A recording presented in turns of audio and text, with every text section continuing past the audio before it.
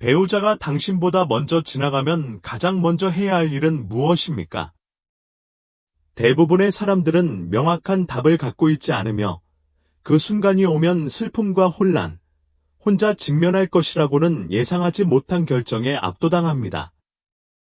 사실, 당신의 관계가 얼마나 강했든, 얼마나 오랫동안 함께 있었든, 배우자의 죽음은 모든 것을 변화시킵니다. 그것은 당신의 발 밑에 있는 땅을 흔들고, 당신을 아프게 하는 고요함 속에 남겨두고, 당신이 침대에서 거의 일어날 수 없을 때 작업 목록을 건네줍니다. 이번 영상은 법적인 서류 작업이나 장례식에서 해야 할 말에 대한 내용이 아닙니다. 첫 번째 상실의 파도에서 살아남으려면 정서적으로나 실질적으로 자신이 먼저 해야 할 일이 중요합니다. 인생에서 가장 어려운 시기 중 하나인 시기에 안정을 유지하는 데 도움이 되는 6가지 필수 단계를 살펴보겠습니다. 이것은 냉담한 지시나 먼 조언이 아닙니다. 그들은 경험, 연민, 그리고 슬픔은 매뉴얼과 함께 오지 않는다는 깊은 이해에 뿌리를 두고 있습니다. 이 6가지 각각은 당신과 같은 실제 사람들이 치유에 결정적인 역할을 한다는 것을 알게 된 것입니다. 그리고 그 어느 것도 고통을 없애주지는 못하지만 다른 모든 것이 불확실하다고 느낄 때 안정감을 줄 수 있습니다. 배우자가 먼저 죽는다면 그날이 아주 멀었기를 바랍니다. 기능을 수행하는 것뿐만 아니라 궁극적으로 다시 살기 위해 무엇을 해야 할지 알아야 합니다. 6번째 사항은 대부분의 사람들이 결코 고려하지 않는 사항이지만 상실 후 남은 삶이 어떻게 전개될지를 결정하는 경우가 많기 때문에 끝까지 나와 함께 해주세요. 배우자가 죽으면 세상은 조용해질 뿐만 아니라 마비됩니다. 당신이 공유했던 일상, 당신이 믿었던 대화, 심지어 다른 방에서 들리는 그들의 발자국 소리조차 갑자기 사라졌습니다. 그리고 뒤에 남겨진 침묵은 단지 외부적인 것이 아닙니다. 그것은 무겁고 텅 비어 당신의 가슴에 안착됩니다. 초기에는 서류 작업, 전화, 준비, 물류 등 모든 일을 처리하고 그 무게를 느끼지 못할 정도로 바쁘게 지내고 싶은 깊은 유혹이 있습니다. 하지만 여기에 진실이 있습니다. 다른 일을 하기 전에 자신이 느끼게 해야 합니다. 이것은 무너지는 것을 의미하지 않습니다. 이는 죄책감 없이, 기한 없이, 판단 없이 슬퍼할 수 있도록 자신에게 허락하는 것을 의미합니다. 애도하는 적절한 방법은 없습니다. 눈물이 그치는 시점이나 침대가 덜 허전한 시점에 대한 정해진 일정은 없습니다. 처음 며칠 동안 가장 중요한 것은 감정이 굳어질 때까지 억누르지 않는 것입니다. 피한 슬픔은 사라지지 않으니까요. 기다립니다. 그리고 나중에 그것이 돌아오면 더 많은 혼란과 고통을 안겨줍니다. 어떤 사람들은 감정을 표현하는 것이 약점이라고 생각합니다. 특히 상실 후에는 더욱 그렇습니다. 그들은 다이들을 위해 강해져야 한다라든가 그는 내가 울기를 바라지 않을 것이다 와 같은 말을 합니다. 그러나 강인함은 침묵을 의미하지 않습니다. 다른 사람들이 불편해하지 않도록 슬픔을 삼키라는 뜻은 아닙니다. 힘은 당신의 사랑과 뒤에 남겨진 구멍의 무게를 스스로 인정하도록 허용하는 것입니다. 52년을 함께한 뒤 남편을 잃은 81세의 여성 에블린 같은 사람을 생각해 보십시오. 첫 주에는 심부름과 옷장 청소로 바쁘게 지내며 모두에게 괜찮다고 말했습니다. 하지만 늦은 밤, 그녀는 그의 의자를 쳐다보고 있는 자신을 발견했습니다. 대화를 놓쳐서가 아니라 모르는 척했기 때문입니다. 그녀가 마침내 울음을 터뜨렸을 때 정말 울었습니다. 마치 뭔가가 바뀌는 것 같았습니다. 통증이 사라져서가 아니라 마침내 숨을 쉴 수 있는 공간이 생겼기 때문입니다. 당신은 황폐했기 때문에 부서진 것이 아닙니다. 무너지지 않고 하루를 보낼 수 없다고 해서 당신은 약한 것이 아닙니다. 슬픔은 당신이 해결하는 것이 아닙니다. 그것은 당신이 가지고 다니는 것입니다. 그리고 그것을 완전히 인정할 공간을 스스로에게 주지 않는다면 결국 분노, 무감각, 심지어 질병을 통해 건강하지 못한 방식으로 그것을 짊어지게 될 것입니다. 그러므로 배우자가 사망하기 전에 가장 먼저 해야 할 일은 잠시 멈추는 것입니다. 상처를 받더라도 상실감을 감수하십시오. 울어보세요. 그들에 대해 이야기해보세요. 아직은 아무것도 의미가 없다는 사실을 인정하세요. 계획을 세울 필요는 없습니다. 용감한 표정을 지을 필요는 없습니다. 당신은 느끼면 됩니다. 그렇게 하면 치유가 시작되기 때문입니다. 그리고 치유는 언제나 정직함에서 시작됩니다. 배우자가 사망한 후 몇 시간, 며칠 동안 고립감은 예상보다 빨리 당신에게 몰래 다가올 수 있습니다.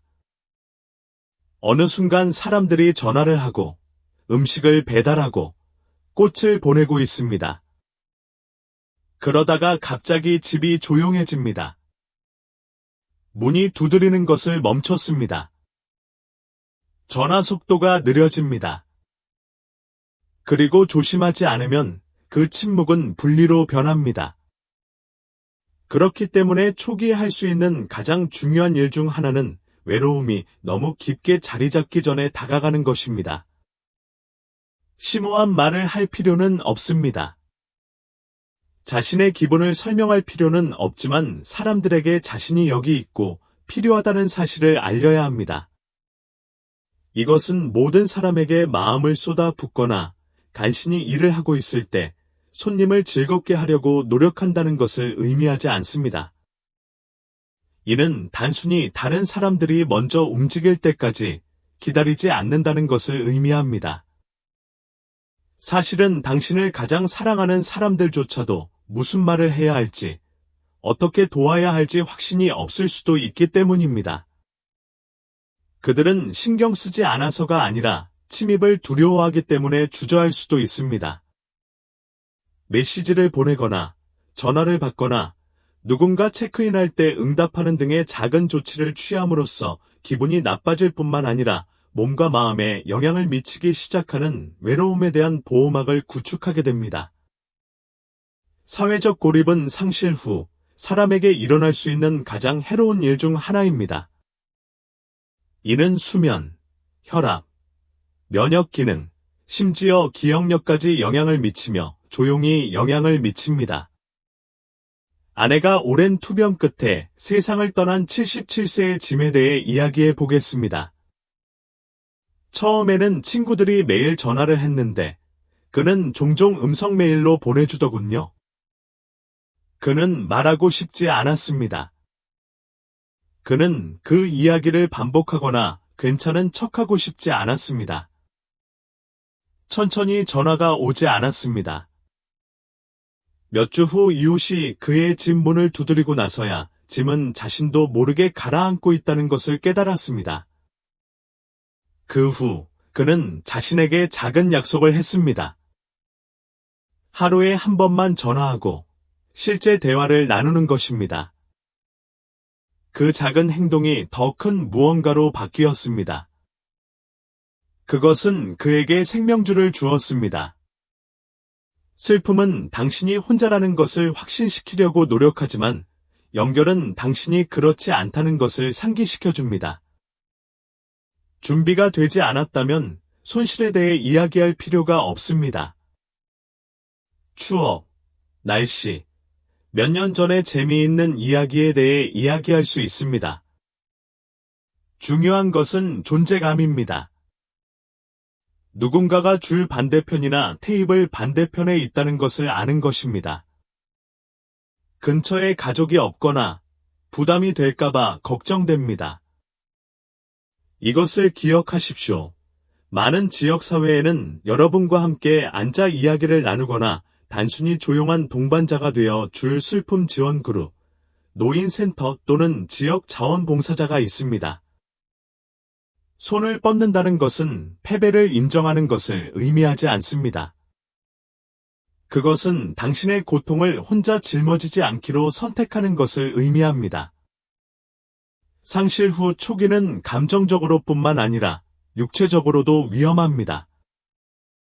당신의 몸은 스트레스를 받고 있고 마음은 흐릿하며 마음은 취약합니다. 사람들과 함께 있는 것은 아주 작은 방법이라 할지라도 일종의 감정적 발판 역할을 하여 다시 균형을 찾는 동안 당신을 지탱해 줍니다.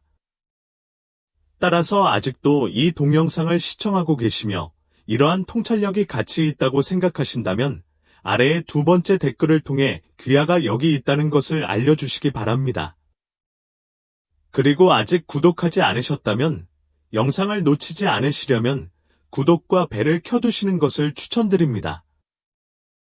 귀하의 지원은 귀하에게 정보를 제공하고 영감을 줄 수 있는 좋은 콘텐츠를 계속해서 만드는 데 도움이 됩니다. 이제 앞으로 나아가겠습니다. 세 번째는 중요한 문서를 정리하는 것이 시급하다는 것입니다. 누군가, 특히 배우자가 지나가면 세상이 멈춰야 할 것 같은 느낌이 듭니다. 하지만 사실은 세상은 계속해서 움직인다는 것입니다. 청구서가 도착하고, 통지문이 우편으로 발송되고, 계정이 동결되고, 슬픔에 잠긴 가운데 갑자기 대답할 준비가 되어 있지 않은 질문에 직면하게 됩니다. 그렇기 때문에 귀하가 해야 할 가장 중요한 일 중 하나는 가능한 한 부드럽고 명확하게 배우자의 생활과 관련된 모든 중요한 문서를 찾아서 검토하는 것입니다. 차갑고 무정하지 않습니다. 그것은 필요합니다. 유언장, 보험증권, 은행 계좌 정보, 결혼증명서, 사망증명서, 재산, 연금, 병역과 관련된 모든 서류를 찾아야 합니다. 그리고 마음이 피곤하고 마음이 싱거울 때 그 일을 해야 합니다. 많은 사람들이 압도되어 지체하거나 명확하지 않게 서두르는 곳이며 둘 다 앞으로 몇 줄을 필요 이상으로 고통스럽게 만드는 실수로 이어질 수 있습니다. 어떤 사람들은 일단 준비가 되면 목표를 달성할 것이라고 믿습니다. 그러나 불행하게도 타이밍이 항상 통제 가능한 것은 아닙니다. 종종 마감 기한이 촉박한 법적, 재정적 단계가 있습니다. 생명보험을 청구해야 할 수도 있고 사회보장국에 연락해야 할 수도 있으며 공과금 계좌를 이체해야 할 수도 있습니다. 너무 오래 기다리거나 중요한 것을 놓치면 되돌리기 어려운 방식으로 재정에 영향을 미칠 수 있습니다. 예기치 않게 아내를 잃은 79세의 해럴드 같은 사람을 생각해 보십시오. 그녀는 수년에 걸쳐 대부분의 서류 작업을 처리했기 때문에 통과했을 때 해럴드는 보험 증권이 어디에 있는지 몰랐습니다. 몇 주가 지나서 그는 그녀의 재봉실 서랍 안에 그 물건이 숨겨져 있는 것을 발견했습니다. 그때까지 그는 이미 자신의 저축으로 여러 가지 비용을 충당했지만 정책이 도움이 될 것이라는 사실을 알지 못했습니다. 그것은 방치의 문제가 아니었습니다. 그것은 단순히 타이밍의 문제였습니다. 그리고 슬픔에 빠져 있을 때는 명확성을 얻기가 어렵습니다. 이러한 문서를 직접 처리하기에는 너무 부담스럽다면 믿을 수 있는 사람에게 그동안 함께 앉아달라고 부탁하세요. 가족, 친구, 전문적인 조언자 등 천천히 살펴보고 발견된 내용과 여전히 주의가 필요한 내용을 추적하는 데 도움을 줄 수 있는 사람입니다. 간단한 체크리스트를 만드는 것만으로도 안개가 완화될 수 있습니다. 모든 것을 한 곳에 보관하세요. 폴더나 상자를 준비하고 가장 중요한 것에 사본을 만들고 계좌번호, 비밀번호, 연락처 이름 등 다른 사람이 귀하를 대신해야 할 경우 알아야 할 모든 것을 적어 두십시오. 슬픔은 감정적인 것만이 아니기 때문입니다. 그것은 행정적이다.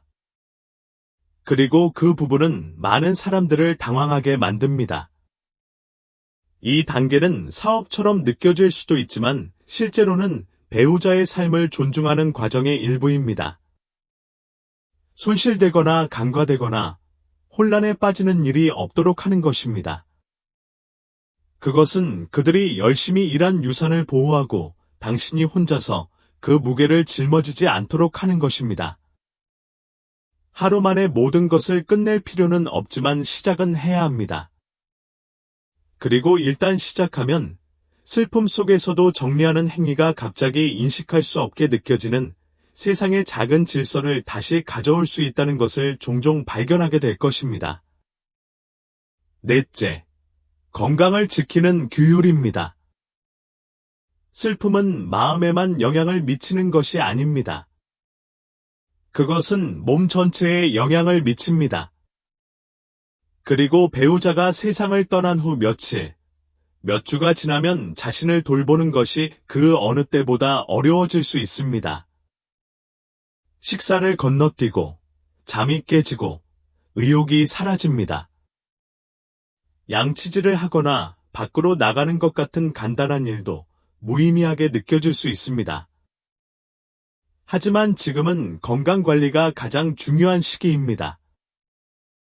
배우자의 죽음은 단순히 일상을 깨뜨리는 것이 아닙니다. 이는 예상치 못한 방식으로 신체적 안녕을 위험에 빠뜨립니다. 많은 사별한 노인들이 갑작스러운 체중 감소, 피로, 소화장애, 가슴 답답함, 건망증을 경험하는데 이는 그들이 아프기 때문이 아니라 그들의 신체가 깊은 정서적 고통에 반응하기 때문입니다.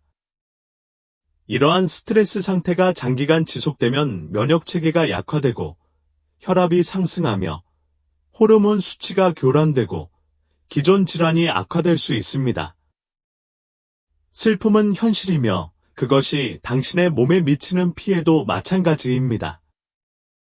완벽한 루틴이 필요하지 않고 마라톤을 위해 훈련하거나 전체 식단을 점검할 필요는 없지만 처음에는 공허한 느낌이 들더라도 몸의 기본적인 관리를 해줄 필요가 있습니다. 이는 비록 작더라도 정기적으로 영양가 있는 음식을 먹는 것을 의미합니다. 그것은 몸을 움직이는 것을 의미합니다. 블록 주위를 천천히 산책하거나 거실에서 스트레칭을 하는 것입니다. 바로 잠들지 않더라도 적당한 시간에 잠자리에 드는 것을 의미합니다. 이것은 단순한 건강 정보가 아닙니다. 그것은 생존 행위입니다. 60년 동안 함께한 남편을 잃은 84세의 마가렛을 생각해 보십시오. 그녀는 초기 몇 주 동안 너무 압도되어 혈압약 복용을 잊어버리고 연속해서 여러 끼의 식사를 거르고 있었습니다. 그녀의 딸은 식료품 쇼핑을 하다가 기절하고 나서야 무슨 일이 일어나고 있는지 깨달았습니다. 의료적 응급 상황은 아니었습니다. 그것은 치료되지도 감시되지도 않은 슬픔이었고 그녀의 신체 시스템으로 흘러들어갔습니다. 마가렛이 식사, 물, 약, 일일 체크인 등 서면 루틴을 따르기 시작하자 그녀의 힘은 천천히 회복되었고 명료함도 회복되었습니다.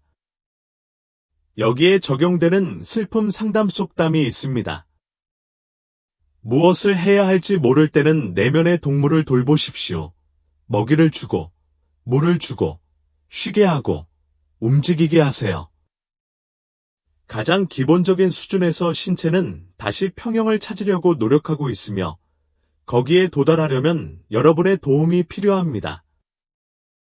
배가 고프지 않을 수도 있습니다. 어쨌든 먹어보세요. 피곤하지 않을 수도 있습니다. 어쨌든 누워 계세요. 옷을 입고 싶지 않을 수도 있습니다. 어쨌든 그렇게 하십시오. 당신이 힘을 속이고 있기 때문이 아니라 그것을 재건하고 있기 때문에 한 번에 하나의 조용한 결정입니다. 그리고 단순히 스트레스 때문이라고 생각되더라도 이 기간 동안 주저하지 말고 의사에게 연락하세요. 때로는 전문가와 상담하고 생명력 검사를 받는 것만으로도 상황을 파악하는 데 도움이 될 수 있습니다. 그것은 당신이 아직 여기에 있고 여전히 보살핌이 필요하다는 것을 상기시켜줍니다. 자신을 돌보는 것이 계속 나아가는 것을 의미하지는 않습니다. 잊어버리라는 뜻은 아닙니다. 그 과정에서 자신을 잃지 않음으로써 잃어버린 사람을 기리는 것을 의미합니다. 아직도 이 동영상을 시청하고 계시며 이러한 통찰력이 가치 있다고 생각하신다면 아래 4번 댓글을 통해 귀하가 여기 있다는 것을 알려주시기 바랍니다. 그리고 아직 구독하지 않으셨다면 영상을 놓치지 않으시려면 구독과 벨을 켜두시는 것을 추천드립니다. 귀하의 지원은 귀하에게 정보를 제공하고 영감을 줄 수 있는 좋은 콘텐츠를 계속해서 만드는 데 도움이 됩니다. 이제 앞으로 나아가겠습니다.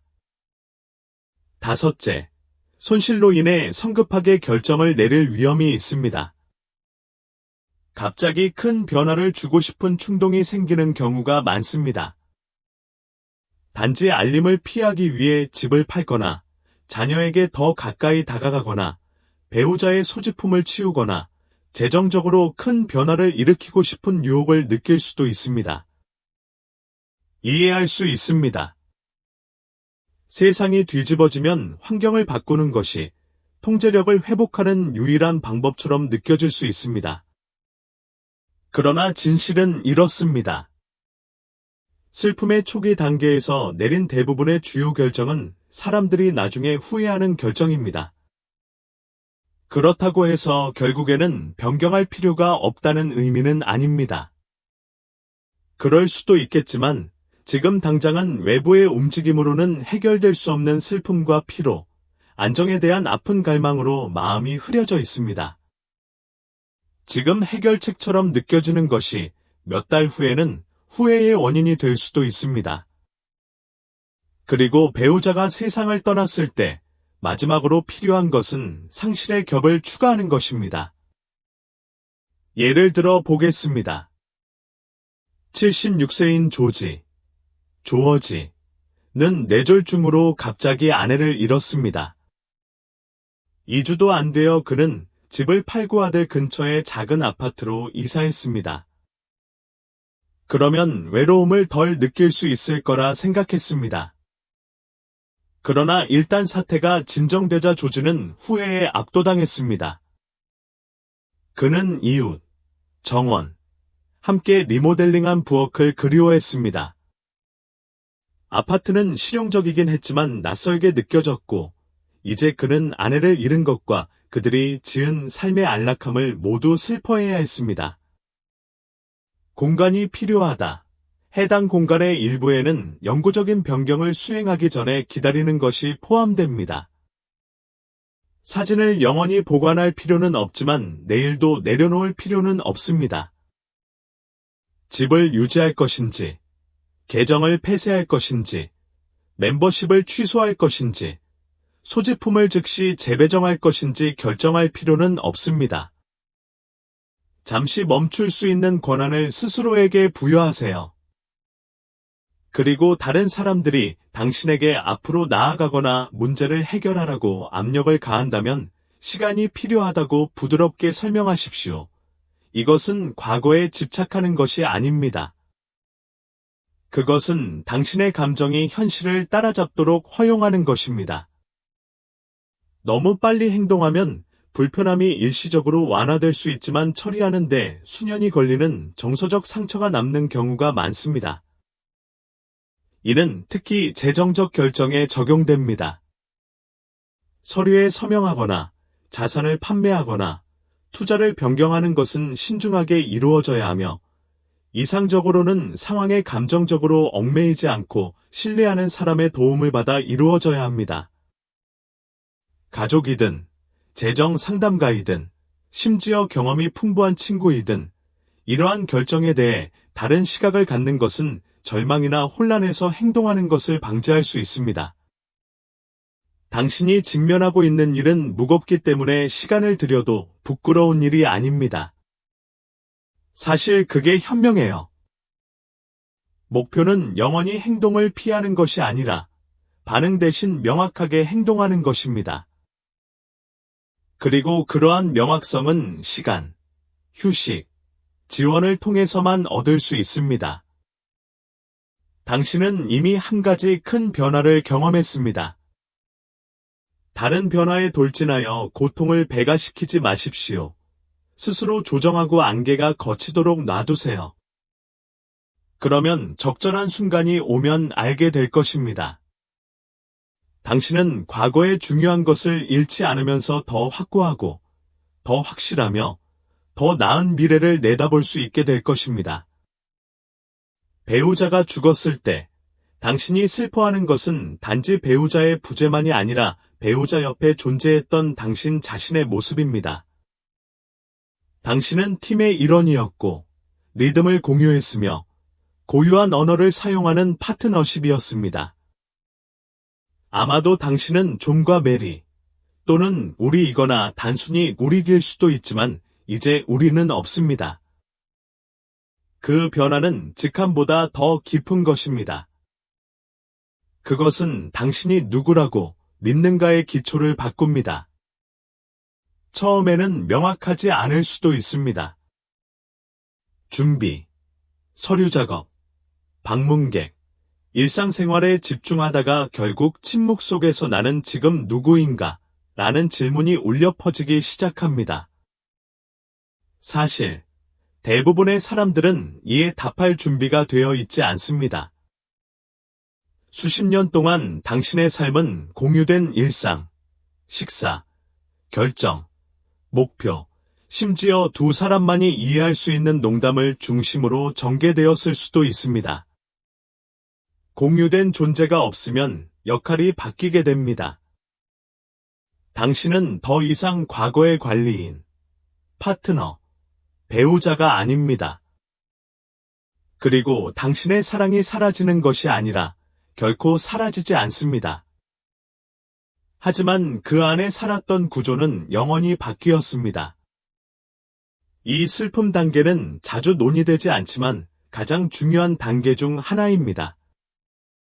그것은 대체가 아니라 진화로서 자아감을 재건하는 느리고 조용한 작업에 관한 것입니다. 나는 지금 무엇을 즐기고 있는가? 나에게 평화는 어떤 느낌인가? 비록 그것이 내가 상상했던 것과는 다르게 보일지라도 내년에 내가 원하는 것은 무엇인가? 라고 자문할 수 있는 것입니다. 결혼 55년 만에 남편을 잃은 아이린, 82세, 같은 사람을 예로 들어보자. 처음에 그녀는 문 옆에 있는 슬리퍼, 카운터에 있는 커피잔 등 모든 것을 그대로 유지했습니다. 그녀는 우리가 없는 삶을 상상할 수 없었습니다. 하지만 몇 달 후, 그녀는 20대 이후로 한 번도 해본 적이 없는 그림 그리기를 다시 시작했습니다. 자신의 주위를 산만하게 하기 위해서가 아니라 잊고 있던 자신의 모습과 다시 연결되기 위해서였습니다. 그렇다고 그녀가 남편을 덜 사랑했다는 뜻은 아닙니다. 그것은 그녀가 아직 살아있고 계속 살아야 한다는 것을 의미했습니다. 당신은 변경할 수 있습니다. 당신은 성장할 수 있습니다. 함께 있었던 기억을 간직하면서도 새로운 사람이 될 수 있습니다. 정체성을 재건한다고 해서 과거가 배반되는 것은 아닙니다. 의도를 가지고 계속해서 이를 존중합니다. 어쩌면 그것은 그룹에 합류하는 것을 의미할 수도 있습니다.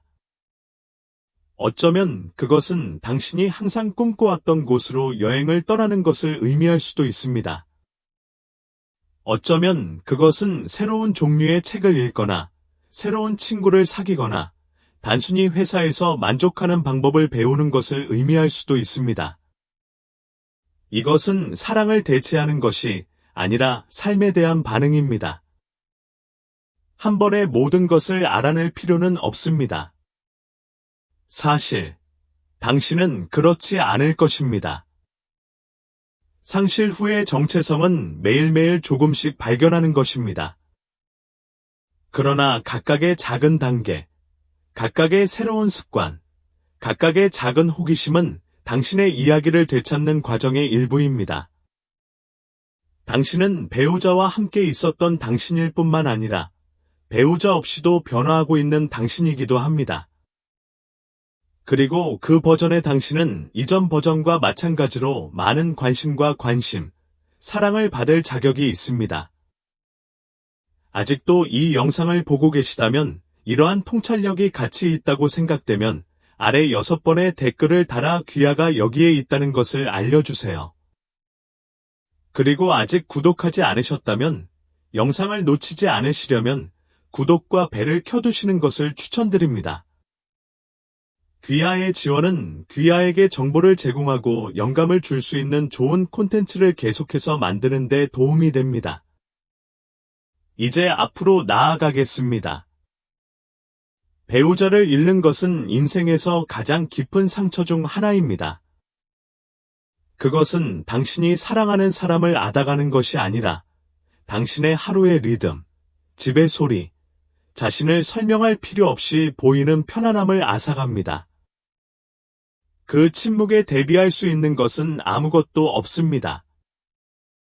그것을 완전히 채우는 것은 없습니다. 하지만 고통스럽기는 하지만 폭풍 속에서 살아남고 천천히, 조심스럽게 다시 시작하는 데 도움이 되는 작고 인간적이며 자비로운 일들이 있습니다. 우리가 이야기한 이 6단계는 규칙이 아니라 닫힙니다. 슬픔이 너무 크다고 느껴질 때 안정을 유지하는 데 도움이 됩니다. 문제를 해결하기 전에 느끼고, 조기에 연락하고, 문서를 수집하고, 건강을 돌보고, 성급한 결정을 피하고, 정체성을 재건하는 것입니다. 어느 것 하나 쉬운 것은 없지만 하나하나가 중요합니다. 이것에 완벽할 필요는 없습니다. 빨리 할 필요는 없습니다. 계속 진행하면 됩니다. 그리고 이 영상에서 더 이상 아무것도 취하지 않으신다면 이것만 기억하세요. 당신은 혼자가 아닙니다. 다른 사람들도 이 길을 걸어왔습니다. 다른 사람들은 지금 그것을 걷고 있습니다. 그리고 그들 각자도 당신처럼 열린 마음을 갖고 살아가는 방법을 모색하고 있습니다. 슬픔은 당신의 이야기가 끝났음을 의미하지 않습니다. 그것은 새로운 장이 시작되었음을 의미합니다. 당신이 요청하지 않은 것, 당신이 결코 원하지 않았던 것, 하지만 그중 하나는 여전히 당신이 쓰는 것입니다. 그리고 그 장에서 당신은 치유가 어떤 것인지, 사랑이 어떤 것인지, 마음이 작별 인사를 한 후에도 삶이 어떻게 될 것인지 결정하게 됩니다. 오늘 함께 해주셔서 감사합니다. 우리는 당신의 의견을 듣고 싶습니다. 아래에 댓글을 남기고 오늘 배운 내용 한 가지와 이를 생활에서 어떻게 사용할 계획인지 공유해주세요. 귀하의 생각은 우리에게 중요하므로 주저하지 말고 공유해주세요. 여러분의 댓글을 읽으면 우리에게 큰 동기부여와 격려가 됩니다. 이 영상이 재미있고 도움이 되셨다면 좋아요, 구독, 공유 부탁드립니다. 귀하의 지원은 귀하에게 정보를 제공하고 영감을 줄 수 있는 좋은 콘텐츠를 계속해서 만드는 데 도움이 됩니다. 시청해주셔서 감사드리며 다음 영상에서 뵙기를 기대하겠습니다.